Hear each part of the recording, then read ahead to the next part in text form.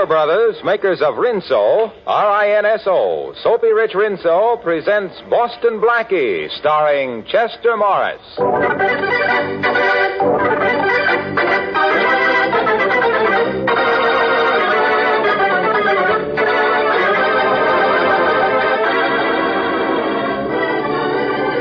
A string of valuable pearls was stolen sometime today from this shop. Huh? I personally took them out of the safe and put them in the showcase this morning. Might be an inside job. How about your employees, Mr. Gordon? Well, just those two women you see behind the counters, that's all. Huh? Mrs. Phillips, the short, gray-haired woman, has been here 20, came with us 18 years ago. And I trust both of them implicit bonded delivery service. And nobody came into the shop today except regular customers, eh? Nobody came in just to look around? Well, not today. And we always pay particular attention to strangers. Do you have any kind of a record of people who did come in? Yes, we have a complete list. You see, when someone comes in to have something repaired, we give him a receipt and keep the duplicate. And when anyone purchases an article, well, naturally, we enter that in our records, too. Good. I'd like to see. Yes, Mr. Gordon. Bring me today's sales records, please. Yes, sir. That list might give me a lead, but with my luck, I doubt it. Here's the list, Mr. Gordon. I'll take that, Mr. Phillips. Yes, sir. Let's see, Mrs. Van Dyke Smythe, George Ellis, Lady Mary Andrews. Let's see now. Hey, this name here. Is this man a customer of yours? Oh, yes, sir, for many years. He was in about noon to get suspicious of him.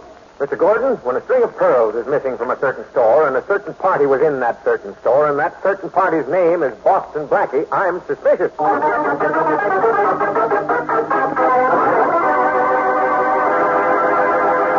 In a few moments, we'll meet Boston Blackie. But right now, I'm told by the best authorities that when you ladies set out to buy a dress, you're mighty particular about the color. And so it stands to reason that once you've got exactly the right color, the one that does the most for you is the expression, I believe, you do your level best to see that it stays that color by the most careful laundering. Yes, you'd pick a soap you know to be reliable, like Soapy Rich Rinso, for instance. For you see, Rinso's peppy suds get out more dirt, but they're safe for washable colors. Leave them crisp and vivid even after dozens and dozens of washings. And because you don't have to do any hard scrubbing or boiling with Rinso, your clothes will stay new-looking longer. So better get Rinso before next wash day, for an easier wash day, and for a wash that's Rinso bright and Rinso white. And now to the latest adventure of Boston Blackie. Enemy to those who make him an enemy, friend to those who have no friend.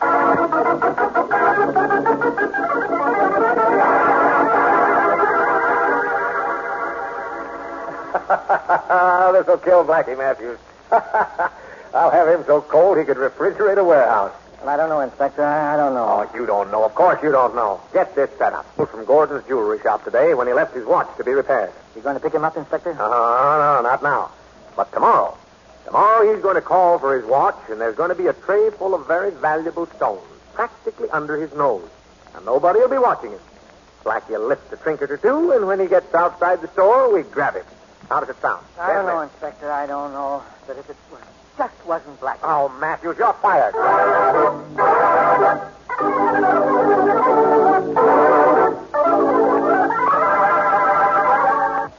Blackie. Hey, Blackie.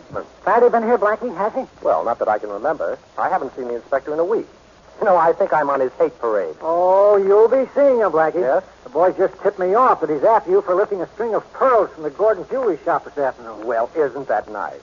I didn't take them, Shorty. I know, but that ain't going to stop Farraday from trying to pin it on you. Oh, he does that from force of habit.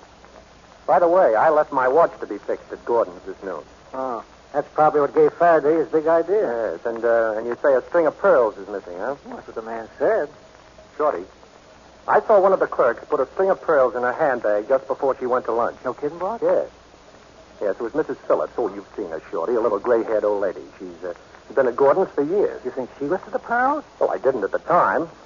Oh, no, it couldn't be. Mrs. Phillips isn't a thief. Well, she's a dear, sweet person. Well, she looks like everybody's mother. Okay, boss, okay. I ain't the one who said she snatched them.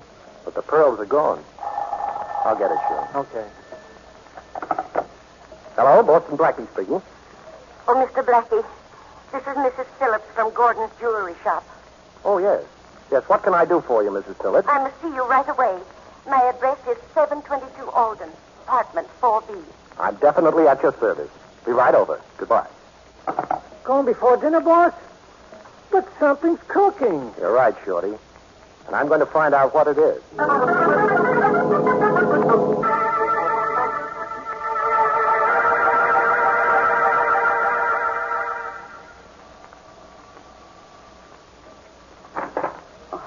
Good evening, Mr. Blackie. How do you do, Mrs. Phillips?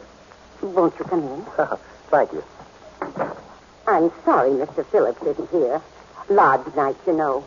It's been his one night a week with the boys for the last 35 years. Oh, I see. Well, what did you want to see me about, Mrs. Phillips? Mr. Blackie, I understand you're suspected of taking a string of pearls from the Gordon jewelry shop.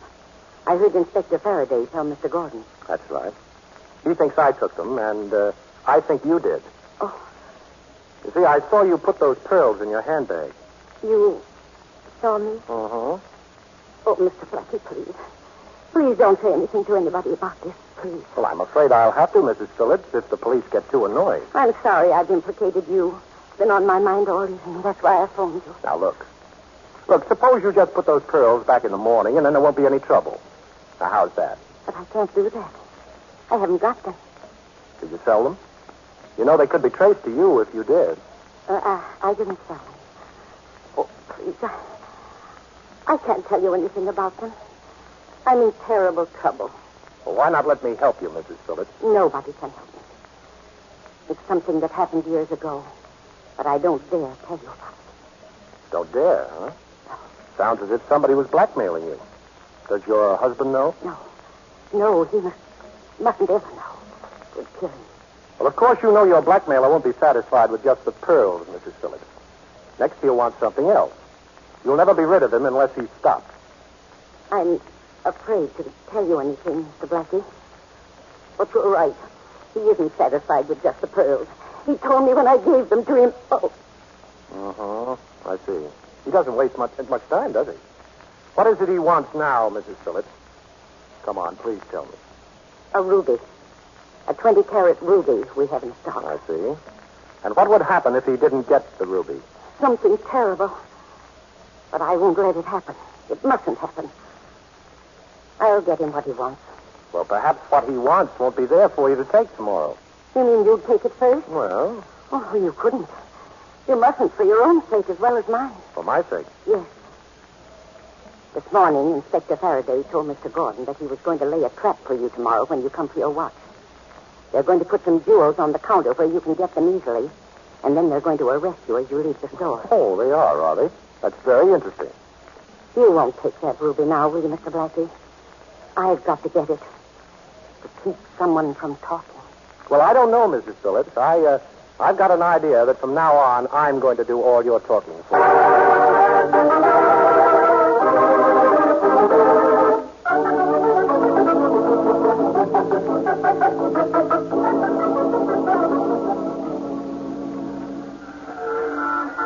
Matthews, all your cops out of sight? Yes, sir. Hey, there's Blackie's car now, just coming along the street. You see it? Yeah, almost opposite the store. He's driving pretty slow. Come on, Matthews. Let's get out of sight. Yeah.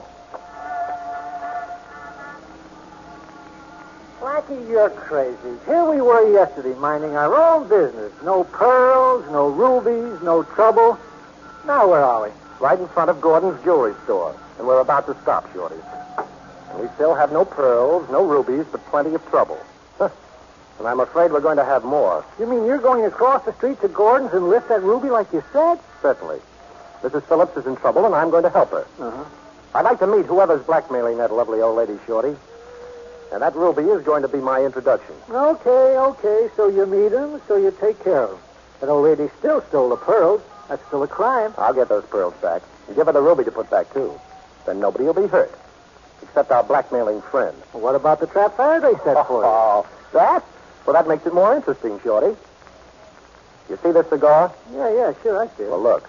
The center is hollowed out. Uh-huh. That's why you're here. You brought me along because the center of the cigar has a hole in it? That's right.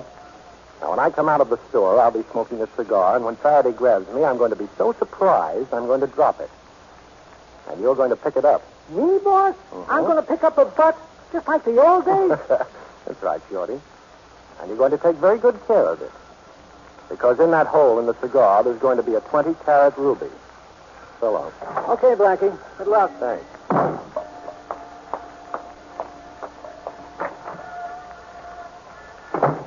Well, good morning. Hello there, Mr. Gordon. Good morning, Mr. Blackie. Well, I'm busy right now with this young lady. Oh. Mrs. Phillips has your watch ready for you. Good morning, Mrs. Phillips. Beautiful morning, isn't it? You had my watch? Why, yes. Oh, it's this cigar. I'm sorry, Mrs. Phillips. Oh, my, what lovely rubies. Here's your watch, Mr. Blackie. That will be $5. Please don't touch the ruby. $5, huh? Well, thank you very much. Here you are. Goodbye, Mrs. Phillips. Mr. Blackie, you shouldn't have... Goodbye, Mr. Gordon.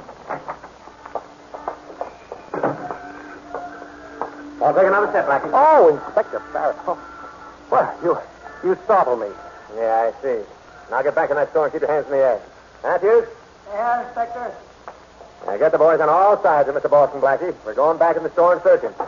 Hey, the ruby's missing. No. He took the ruby. Take it easy, Mr. Gordon. Of course he took it. I told you he would, didn't I? Yes, but when will I get it back? Just as soon as we search Blackie. Which we're going to do in the back room right now, Mr. Gordon. Boys are ready, Inspector. Good. Well, it's nice of you, Inspector, to have provided a police escort back into the store. Don't mention it, Blackie. You make bad bargains. What do you mean? You've only had that ruby 30 seconds, and it's going to cost you 30 years. Now, let's get back in the other room and start this search. By the way, Inspector, don't forget to look in my pocket.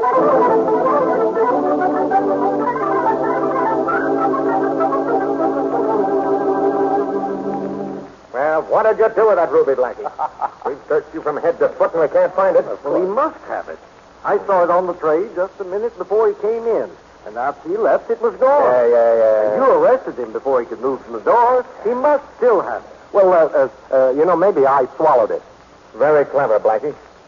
You're very clever. I've got an idea. Maybe you did swallow it. Are you kidding? Well, we'll soon find out. I'm going to see what you look like behind a fluoroscope. I see. You want to get the inside story.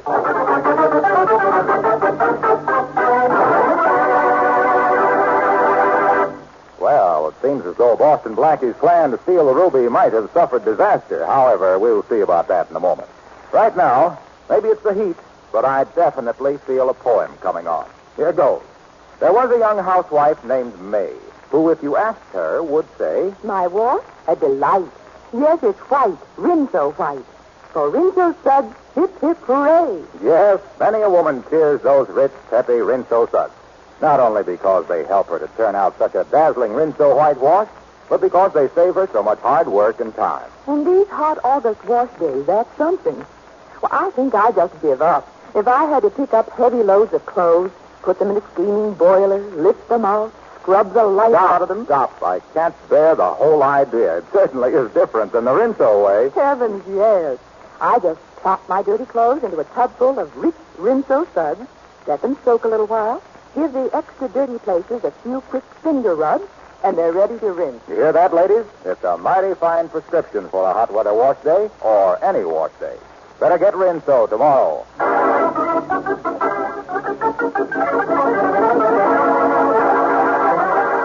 And now back to Chester Morris as Boston Blackie. In order to deal with the unknown man who is threatening aged Mrs. Mary Phillips, Boston Blackie has stolen a 20-carat ruby from the Gordon jewelry shop and hidden it in a cigar.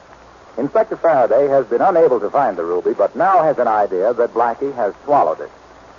I didn't swallow the ruby, Inspector. I'm strictly on a milk diet. You'll see, Blackie. As soon as you stand in back of that machine. Faraday, the fact that the ruby was 20 carats is throwing you a little. You see, a ruby is completely indigestible, believe me. There, it's funny. Now get back of that machine, Blackie. All right. But supposing the ruby doesn't show up? Am I excused for the rest of the day, teacher? Get back of that fluoroscope. All right. Now, how's this? Yeah. Now just stand there. All right. Turn on the machine, Doc. Right. How do I look, Inspector? It's an improvement. I can't... How does this work, Doc? Any object such as a ruby will show up clearly if he has swallowed it. You see anything? Now, don't tell me you see a strange man and I'm going on a date. Me neither. Okay, turn it off. Come on out, Blackie. All right, put your shirt on and then beat it. I can't hold you. Oh, bless you, Faraday. Bless me. You know, it takes a big man to know when he's licked. I'm not licked yet. That's what I mean. Good day, gentlemen.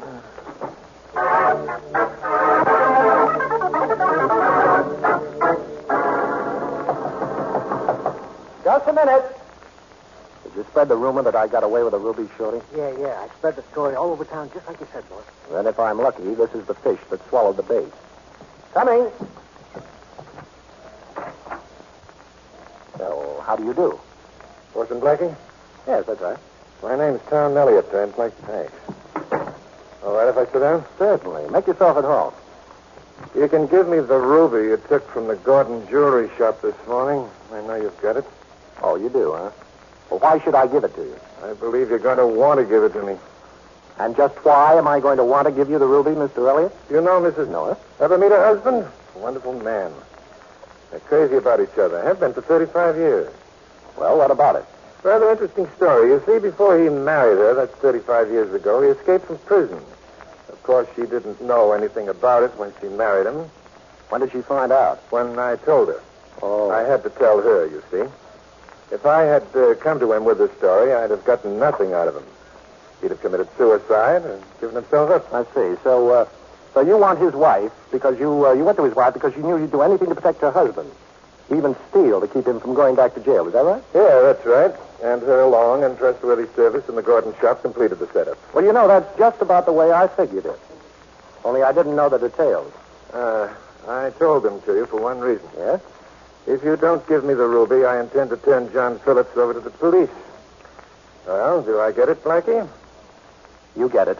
Good, and I don't want any interference from now on, either. Let's understand that, too. I understand. All right, here's the stone. Now get out of here before I forget that your scheme is foolproof. Goodbye, Mr. Blackie. You're a very... What's up? Tell that man that just left here. Right. I'd like to know why a rat like that lives, and I'd also like to know where.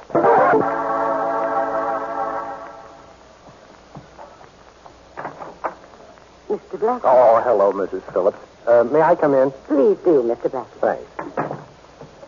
The police didn't find the ruby? No, of course not. But your friend, Mr. Elliott, called on me. He told you? Everything. Now, look, Mrs. Phillips. I guess maybe I'm a sentimental sort of a fella, but I believe anybody who's gone straight for 35 years is entitled to a break. Oh, it sounds so wonderful to hear you say that. Why, there's a story in the papers almost every week about some governor pardoning a man who gives himself up after years of going straight. Well, providing he hadn't been convicted of a major crime. Well, you see, John had been gambling and signed it. Oh. I investigated his case. But of course, he doesn't know it. Well, he won't. Now, I think I have a plan that'll work. We have two things to do. Get back the pearls and the ruby and prevent Tom Elliott from talking. The first is easy. The second, well, we've got a slim chance. Is there anything you want me to do? Yes, definitely. In half an hour, I want you to call Inspector Farraday and tell him that you know a man who escaped from jail 35 years ago. What? Now, please trust me, Mrs. Phillips. It's the only way I know that we can stop Elliott. But I don't see how that will stop him. Well, I couldn't do that to John. Well, don't you see you're doing it for John? Now, first of all, you're to tell Farraday that the man who escaped from jail 35 years ago is a man named, make up any name, say Fred Mullins. Then act a little bewildered. Don't tell him who you are, and just say you know Mullins is free, but you don't know where he is. Then what do I do? Then you're to hang up. I don't understand, but if you say so, I'll do it. Oh. Thank you, Mr. Blackie. And that thank you comes from my heart. I was afraid my world had come to an end. Oh, Mrs. Phillips, this is only the beginning. Oh, come on. Let me see you smile. Yeah, that's better. Bye.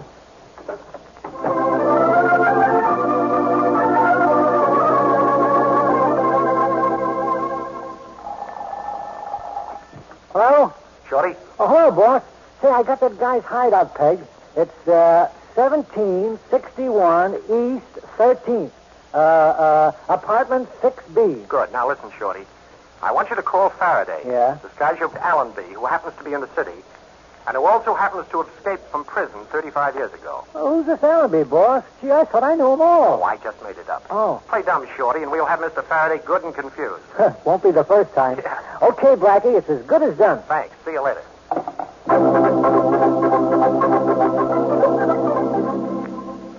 Inspector Farraday, I have some information. Yeah, who is it? Oh, that ain't important, but there's something that is. Huh? You know, I know a man who escaped from jail 35 years ago, and his name is Edward Allenby. Yeah? It'd be a feather in your cap if you arrested him. Look, I got enough feathers now to be an Indian chief.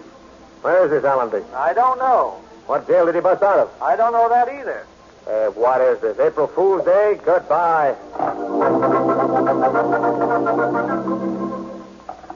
Faraday talking. I just wanted to tell you, Inspector, that a man named Fred Mullins escaped from jail 35 years ago. You can find him if you hurry, but I don't know where you're to hurry to. Goodbye. Hey, wait a minute. What is this, an epidemic of crackpots? Hello? You hung up. Yeah, Faraday speaking. This is Blackie, Inspector. Oh. I've got a tip for you. I know a man who escaped... If you're going to tell me about somebody who was supposed to have broken out of jail 35 years ago, Blackie, I'll wring your neck. All right, Inspector, all right, then I won't tell you. Goodbye.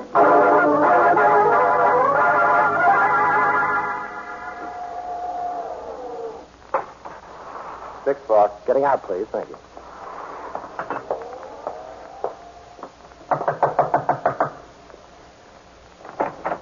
Boston Blackie. Oh, no, you don't, Elliot.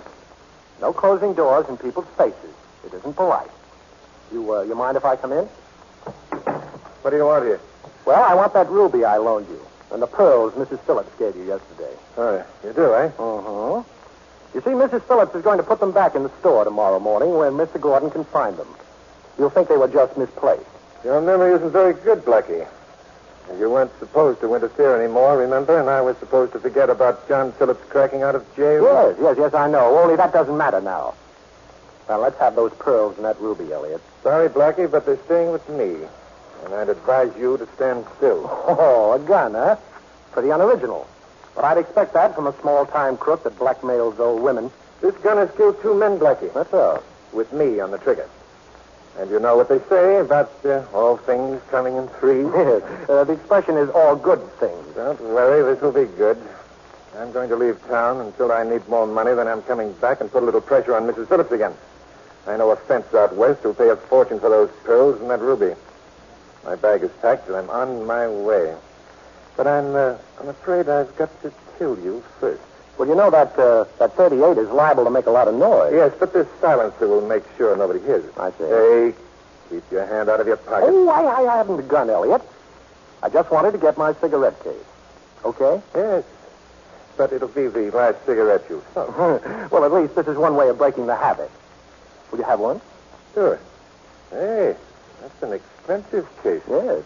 I'll take it with me when I go. I have a lovely gold inlay you might like also. Now, don't get too close. Just stand where you are and hold that case out as far as you can. I can reach. Oh, you mean like this? Yes. Thoughtful of you, Blackie. I'll take this. Ow! Sucker. Oh. I don't know when I've enjoyed doing anything so much. Those pretty little fingers of yours are going to hurt tomorrow, Elliot. So you killed 2 men, huh? Well, I can't wait to tell Farraday. Now, come on, hand over that jewelry, Rat. I'm in a hurry. I can't wait till I see the expression on a lovely little old lady's face.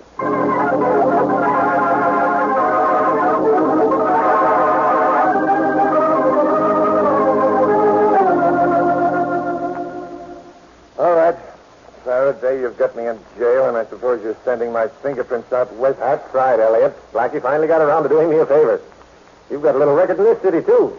You didn't tell Blackie that. I think we've got a priority on you. Doesn't matter where I go to jail. I just want to tell you this, Inspector. I've got a little information for you. Oh, yeah? Yes. I know a man who escaped from jail 35 years ago. You too? Look, Elliot, if I hear one more word out of anybody about some guy who was supposed to have busted out of jail 35 years ago, I'll bust that guy in half.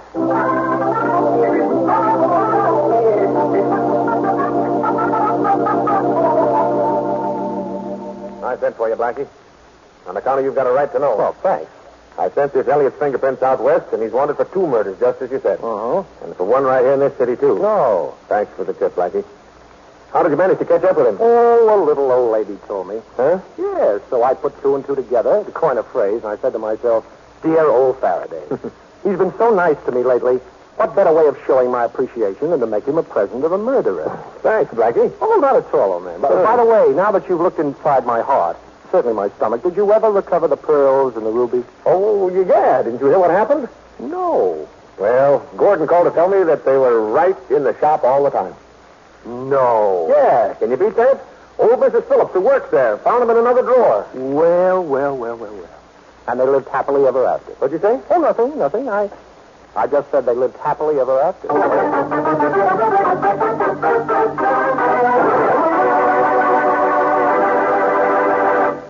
In just a moment, we'll hear a preview of next week's exciting adventure with Boston Blackie. Meantime, ladies, I have a real piece of advice for you about dishwashing.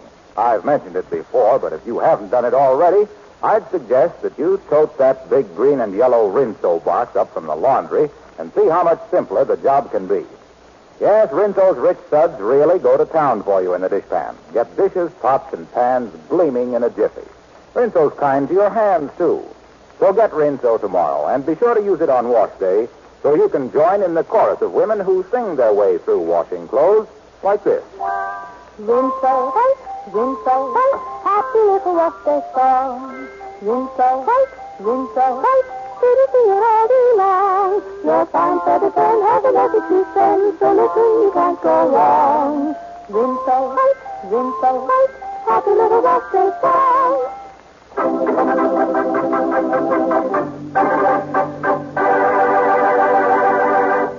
But, Inspector, how do you know Boston Blackie's dead? I told you, Matthews. All I know is some guy called me on the phone and said that after I'd come down here to Blackie's apartment, I could pick up the remains. Who called you? I don't know. He hung up on me.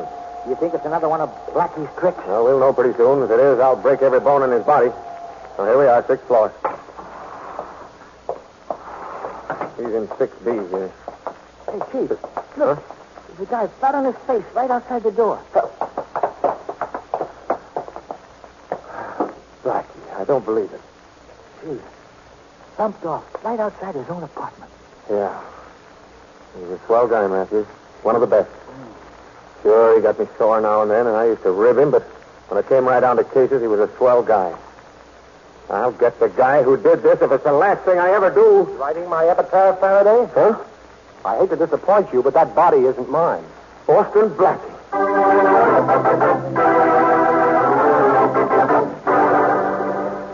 Summertime means warm weather, and that means more perspiration. Use Lifebuoy in your daily bath or shower to protect yourself. You'll love its rich, purifying lather. Remember, too, that of 7 leading brands, Lifebuoy gives you the most soap for your money. And besides, it's the only soap especially made to stop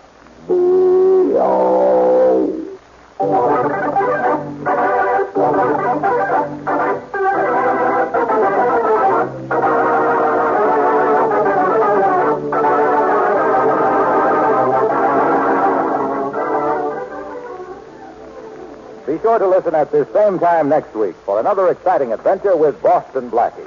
You can see Chester Morris as Boston Blackie on the screen at your favorite movie theater. Boston Blackie's latest Columbia picture is One Mysterious Night, soon to be released. Richard Lane appears as Inspector Farraday, music by Charles Cornell.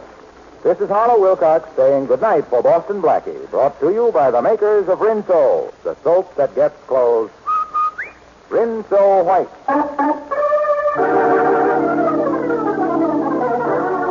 This is the National Broadcasting Company.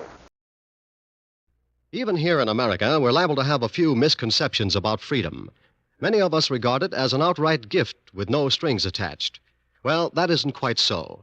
All of us have received a heritage of liberty, a legacy of freedom forged in other days. Remember that the liberty you enjoy is a precious legacy, a legacy that can be lost through disuse. Don't ignore freedom, work at it. For freedom is everybody's job.